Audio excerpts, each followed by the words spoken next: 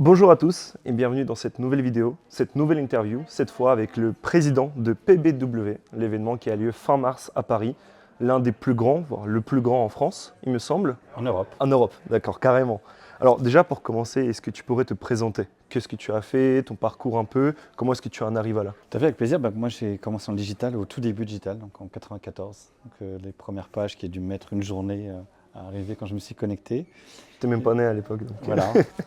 Donc j'ai monté trois business autour du digital marketing entre 94 et 2005, que j'ai fusionné et vendu à une boîte qui s'introduisait sur le marché public et qui avait des bureaux de R&D à Palo Alto en Californie, où je suis parti habiter pendant près de 10 ans, en 2008. Et j'ai commencé à toucher aux biens digitaux en 2009 parce que j'ai lancé une nouvelle boîte avec la collaboration de Facebook, qui avait déjà créé un token avant le Libra, qui permettait notamment aux gens de jouer avec les jeux du type les jeux de Zynga, Farmville, etc. Et donc j'ai fait une plateforme d'incentive qui permet d'offrir ces tokens comme incentive à des gens pour aller acheter en ligne notamment.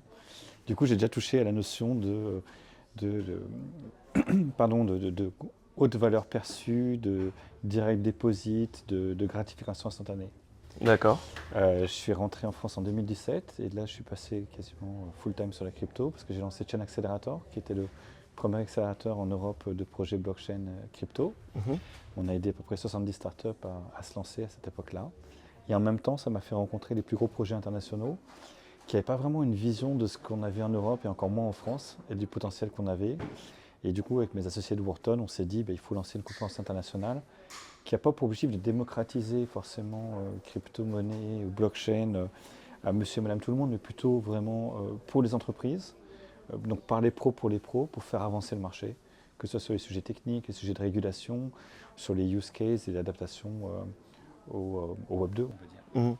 Et avant de passer sur la partie de l'événement dont on va parler, je veux juste avoir un avis parce que justement tu me dis que tu étais dans le digital en 94, du coup tu as connu la bulle spéculative des années 2000. Aujourd'hui dans les cryptos on parle beaucoup de bulles, de spéculation, de tout ça. Est-ce que tu vois des points qui sont assez communs à ces deux choses ou comment est-ce que tu le perçois en fait? Je vois des points extrêmement positifs quand je compare. Parce qu'en fait c'était beaucoup plus brutal en 2000. C'est-à-dire qu'il n'y avait plus rien, tout s'arrête d'un coup, qui n'est pas arrivé là. D'accord, il y a eu de gros peurs, il y a des gens qui frisent, il y a beaucoup de boîtes qui sont mortes, il y a des gens qui ont été licenciés, oui, mais c'est pas mort. Donc pendant un long moment, tout a été mort. Mais surtout, ce qui est marquant, c'est qu'avant 2000 et avant le crack, donc il y a eu toute cette excitation, cette bulle, mais personne ne faisait encore d'argent. Je ne pense pas qu'il y avait 2 ou 3 boîtes qui faisaient de l'argent sur ce sujet. Mais tout le monde avait la vision qu'Internet allait changer le monde. Donc c'était plus une conviction, mais pas encore basée sur des revenus et du chiffre d'affaires. Tandis que là, oui, il y a eu un éclatement de cette bulle spéculative, mais on a quand même vu que des gens étaient prêts à dépenser des milliards sur des biens digitaux. Donc on a vu que l'argent est là, il demande en guillemets qu'à revenir. Il faudra sûrement de nouveaux formats, il faudra rétablir la confiance, il faudra que ce soit plus facile pour onboarder plus de gens. Mais on sait que les gens sont prêts à le faire. Et oui, je comprends un peu mieux du coup. En fait, du coup, je n'ai pas connu cette époque, mais en fait, avoir cet avis-là, c'est intéressant. C'est une question qui n'était pas du tout prévue de base, d'ailleurs. Du coup, je trouvais juste ça intéressant d'avoir ce point de vue parce que on compare beaucoup la crypto à des bulles, on compare beaucoup ça à de la spéculation, même à la comparaison préférée, c'est les tulipes aux Pays-Bas. Ah bah oui, j'imagine bien. Mais du coup, c'est intéressant d'avoir ce point de vue où en fait, on n'a pas une mort complète, on a un ralentissement de l'écosystème et ensuite on a un retour avec de l'innovation. Tandis qu'avec la bulle de 2000, là pour le coup, c'était vraiment, il n'y avait plus rien. Mais du coup, revenons maintenant à l'événement, un tout petit peu de préhistoire par rapport à tout ça. Pour commencer déjà, depuis quand existe cet événement? Parce que ça fait plusieurs années qu'il y a cette édition qui existe. Et ensuite, tu as parlé donc de l'idée de rapprocher les entreprises et le Web3. Est-ce que tu peux parler un peu plus de cette évolution qui a eu comment est-ce qu'est venue l'idée en fait de cet événement de base? Tout à fait. Donc, création, premier événement avril 2019 à Station F, 1700 personnes. On avait déjà réussi à avoir parmi les plus grands speakers au monde sur le sujet. Donc, on était très contents. On a eu un retour incroyable de nos partenaires, des speakers qui sont venus. Donc ça nous a beaucoup encouragés. On était parti sur faire une édition 2020 extraordinaire, paf le Covid. Donc on s'est pas mal débrouillé sur faire une édition en ligne où les gens sont restés en moyenne 8 heures connectés sur 2 jours, donc avec vraiment du contenu premium avec les plus gros acteurs du marché aussi. Et la deuxième édition physique a eu en fait lieu en avril dernier au Palais Brognard avec plus de 6000 personnes. Donc là on a changé de statut. J'y étais aussi. On a changé de statut. Et là donc, on partait pour faire un événement incroyable au Louvre, puis paf, pas le Covid, mais le FTX arrive. on Oh, va c'est le dire. Covid Et de la crypto. ouais, un c'est le peu. Covid de la crypto arrive, mais on n'a pas changé nos plans en fait. Donc on est là pour durer comme la crypto, la blockchain. On s'est dit que c'était quelque part un clin d'œil incroyable de faire ça au Louvre. On parle beaucoup d'NFT et de métaverse, donc berceau de la création un peu artistique, donc ça résonne très bien à l'étranger et même ici. Mais après, on s'est dit comment on fait, parce qu'à un moment, donc en octobre-novembre, les choses étaient assez gelées, donc le marché ne réagissait pas du tout. Et on s'est dit, ok, mais plus globalement, comment l'industrie va se recouvrir, se remettre. Donc il faut rétablir la confiance, très bien, mais il faut de l'usage tout de suite, parce que si ça reste sans usage, plus personne n'achète de crypto, plus personne n'achète de NFT, plus personne ne fait de projet, ça va durer très longtemps. Donc qu'est-ce qui va se passer? Ça ne marchera peut-être pas pour cette année, on s'était dit. Donc on avait une sorte de vœu pieux de se dire, en fait, on est à 25 millions de wallets. La croissance, elle fait qu'on va être, je sais pas, à 30, 35 l'année prochaine. Avant d'avoir 1 milliard d'utilisateurs, avec notre croissance et juste en travaillant dans notre petit écosystème, ça va être quand même très très très long. Donc comment faire pour passer un gap? Maintenant qu'il n'y a plus l'excitation aussi, ce gap, en fait, on s'est dit, c'est le Web 2, c'est les marques, les corpos et même les tech giants. Donc même ceux qui n'aiment pas les tech giants, mine de rien, quand un Meta lance sur Instagram la possibilité de minter des NFT, il éduque 400 millions de personnes comment faire du minting, ils éduquent des gens à avoir un digital wallet. Après, si tu as envie de disrupter, tu peux le faire, mais au moins tu as une base user qui est assez importante. Donc on a besoin pour moi des marques qui vont donner de l'usage, qui ont de l'utilité, parce qu'on se dit les NFT ça ne marche pas sans utilité, tout à fait, mais quand tu es une startup, tu as quelle utilité à filer? T'as rien. Tandis que si c'est Adidas, oui, ils ont des assets qu'ils peuvent donner. Donc en fait, on a besoin d'onboarder ces gens-là qui vont eux onboarder le user. Et donc on s'est dit, ok, donc il faut qu'on rentre dans cette dynamique du Web 2 et du Web 3. Ensemble, on va faire le Web 3. Et, mais on s'est dit, ça prendra 2-3 ans. Parce qu'en fait, dans les confs crypto, tu trouvais pas les Amazon, tu trouvais pas les Google, les Salesforce ou les SAP.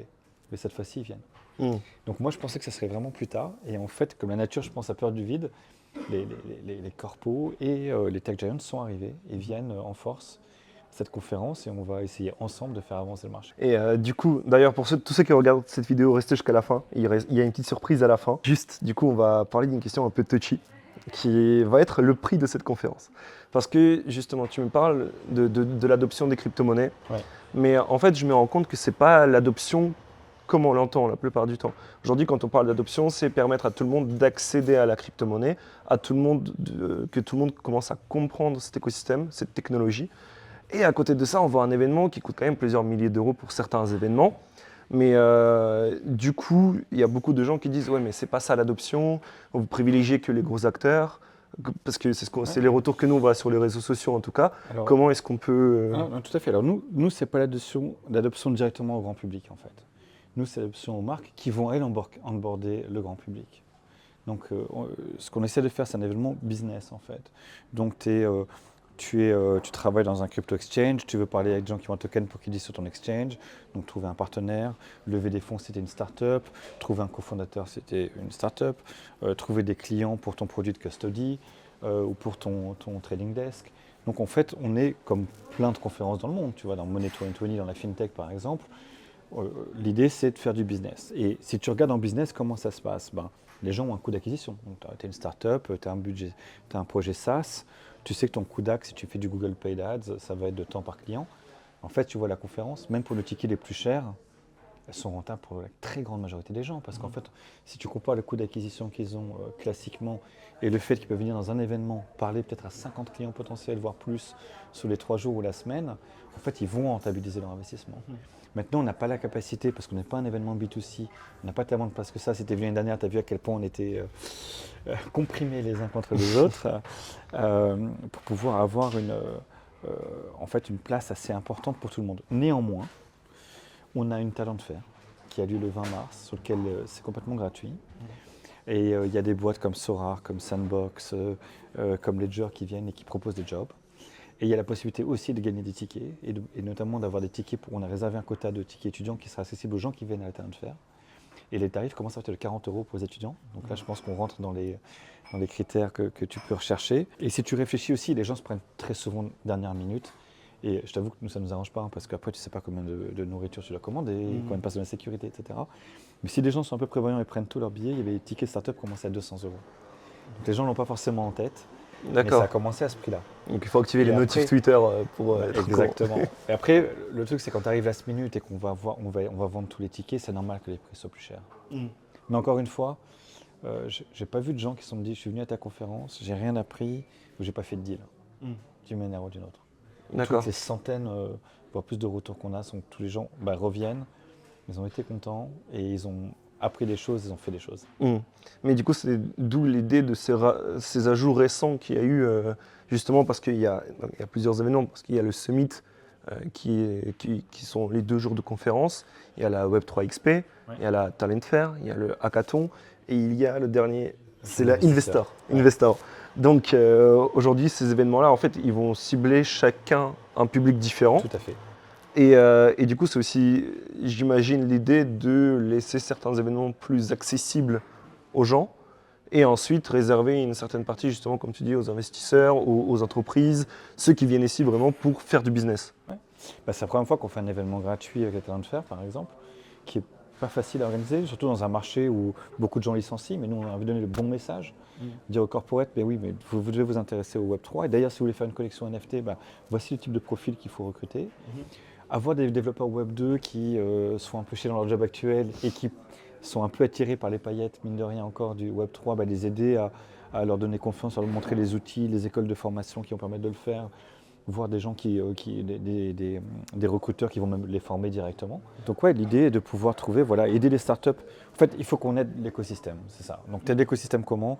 Si tu fais entrer plus de gens dans la Web 3, donc par la formation, par le recrutement, aider les startups à lever de l'argent pour qu'elles puissent avoir un essor assez important et très vite, parce qu'on a de beaux exemples en France, pouvoir lancer de nouveaux projets mondiaux. Les investisseurs, leur permettre de venir en France et d'investir plus en France, et qui va aider avec leur expertise, parce qu'en France, on est la première génération de fonds crypto. Si tu vois les US, ils sont à leur 4e génération. Donc on n'est pas plus intelligent qu'eux, ils sont plus intelligents que nous, mais l'idée c'est quoi? C'est qu'ils ont l'expérience qu'on n'a pas encore. Mais du coup, en les laissant investir dans des startups locales, ils vont aider quand même à faire grandir tout l'écosystème. Et après, effectivement, les marques, tu vois, les CMO ou les CIO des marques de luxe ou de fashion, elles vont venir sur la journée NFT Metaverse. Elles ne seront pas forcément là sur la journée crypto. Ou alors, ça va être leur CTO ou CFO qui va venir. Donc, on essaie effectivement de couvrir tous les besoins possibles. Et du coup, j'ai te demandé si le bear market a affecté ça, mais tu as déjà un peu répondu avant. Mais je vois plus une autre question. On voit que les volumes en euros de trading crypto augmentent.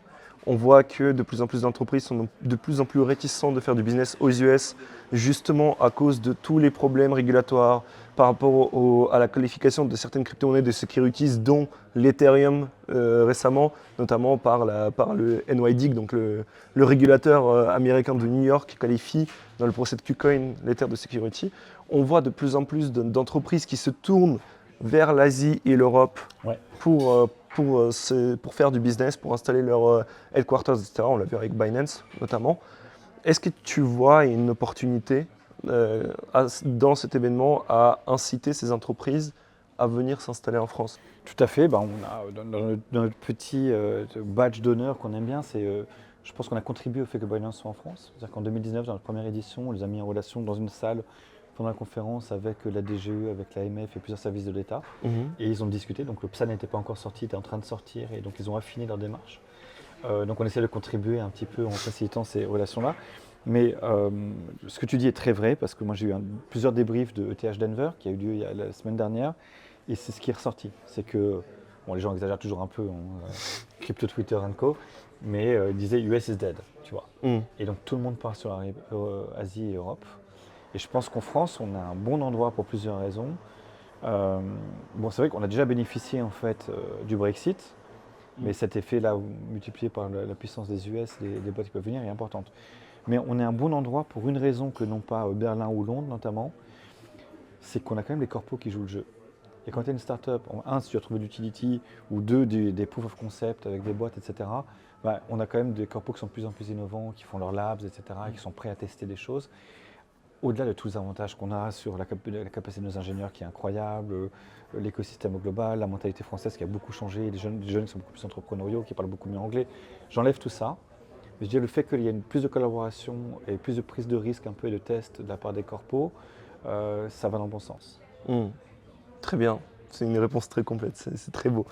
On arrive à la fin de cette interview et j'avais 2 dernières questions. Une question qui est plus générale qu'on pose à tous nos intervenants qu'on interview. Et la deuxième question, c'est par rapport à l'event, pour en finir avec ça. Si tu devais choisir une chose dont tu es le plus fier de cet événement, ce serait quoi? Bah, ça peut paraître bateau, mais c'est l'équipe. Parce qu'en fait, on ne se rend pas compte que là, il y a plus de 20 salariés dans Chain of Events, que la société qui publie, qui travaillent toute l'année pour une semaine. Et donc, c'est difficile quand on est de l'extérieur de se rendre compte de la pression, du timing et de tous les petits détails à faire pour pouvoir recevoir près de 10 000 personnes sur 5 événements, et donc 80% d'étrangers, avec des centaines de speakers, des centaines de médias, des partenaires qui ont des besoins très différents. Je pense que c'est assez unique. Donc la fierté du travail accompli de toutes les personnes je te qui dirai ça le contribuent. 24 mars quand tout se sera bien passé, j'espère, mais c'est vrai que c'est des warriors. Et on a 70% de femmes, je tiens à préciser. En plus, on tourne ça à la semaine internationale de la femme, donc c'est ce qu'on a fait sur notre Instagram. On a mis en avant les femmes qui entreprennent, donc c'est parfait, ça rentre dans le spectre. La dernière question que j'ai pour toi, c'est la question qu'on pose à tous nos intervenants. Et puisqu'on est un média qui parle beaucoup d'investissement, donc on ne parle pas que de crypto, on parle également de la bourse, de l'immobilier, des investissements alternatifs. La question qu'on pose à tous nos intervenants, c'est dans quoi est-ce que tu investis aujourd'hui? On a eu des personnes qui investissent dans le vin, on a eu des personnes qui investissent dans des appartements à rénover, on a eu des personnes qui investissent dans des startups. Peu importe, aujourd'hui, tes investissements perso, aujourd'hui, qu'est-ce que c'est? Enfin, la plupart de mes investissements, j'avais essayé des choses dans le passé, mais je me suis toujours plus occupé de mes boîtes que de mes investissements, ce qui était une erreur. Donc, vous êtes jeune entrepreneur, commencez à y réfléchir assez tôt, c'est un petit conseil que je peux donner. Mais en fait, j'investis dans ce que je comprends. Et ce que je comprends, c'est ce que je fais toute la journée, parce qu'en fait, si on me propose des produits structurés ou d'investir dans Renault, mais je ne connais rien en voiture, je ne connais pas cette industrie. Donc en fait, j'ai envie d'investir là où je connais, je comprends. Enfin, je peux me planter, mais au moins, c'est l'endroit où j'aurai plus de knowledge pour prendre ma décision d'investissement. Donc là, j'ai fait beaucoup d'angel investment dans le Web3, j'en ai fait une douzaine l'année dernière, et j'ai monté un microfonds qui s'appelle Ventures, V3 NTURS, et on investit en seed, pré-seed, sur des tickets entre 100 et 200K. Sur des jeunes entrepreneurs qui sont plutôt sur la partie infrastructure ou tools du Web3. D'accord. Donc j'investis quasi exclusivement là-dedans, un petit peu d'immobilier à petite perso. Mais... Donc très start-up et ensuite à titre perso c'est plus de l'immobilier, de la crypto aussi j'imagine. Un petit peu, ouais. Logique. En tout cas, on vous laisse tous les liens dans la description, que ce soit pour l'événement. Ça se déroule du 21 au 24. Le hackathon commence le 17 et il y a 2 événements le 20. Le Talent de faire l'Investors Day le 20. D'accord, donc ça commence le 17, donc ça dure une semaine en tout, du 17 au 24. Vous pouvez retrouver toutes les infos dans la description et petite surprise du coup, il y a 3 places à gagner. Une place pour le Summit et 2 places pour la Web3 Expo. Vous pouvez commenter sur cette vidéo, on prendra les commentaires les plus pertinents et c'est les 3 commentaires qui remporteront ces places-là. Merci d'avoir regardé cette vidéo et est-ce que tu aurais un mot de fin? On espère vous accueillir la semaine prochaine. Merci à tous, salut!